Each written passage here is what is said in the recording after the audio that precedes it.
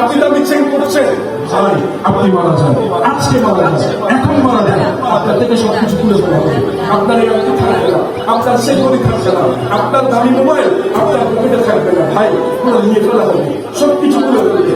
আপনার যে গলার চেন আপনি ব্যবহার করছেন ভাই, নিয়ে ফেলবে, কিছুই রাখবে না। শুধুমাত্র একটা জিনিস, এই দাড়ি কেউ নিতে পারবে না, কেউ নিতে পারবে না।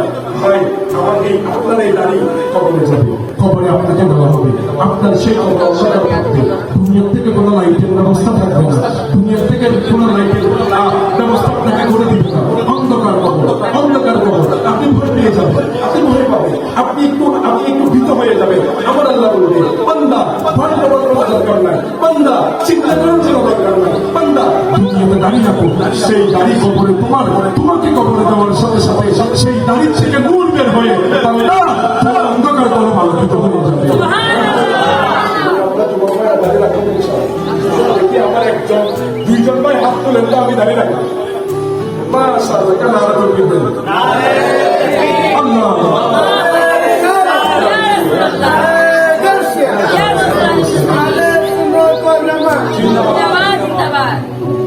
ভাই আজকে থেকে দাঁড়িয়ে ভাই আজকে থেকে নামাজ পড়ুন। আপনি যদি নামাজ না পড়েন আপনার জীবন দাবি হবে না, আপনি যদি নামাজ না পড়েন আপনার জীবন বিপদ। ভাই নামাজ পড়ুন, নামাজে দাঁড়ান।